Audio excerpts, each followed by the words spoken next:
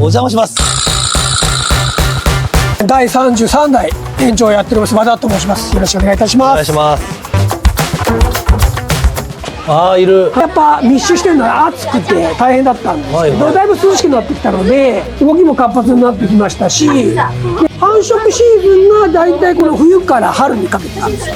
出産するまでの間の期間を調整する、着床するのをコントロールするんです。動物すごいな。そうですね。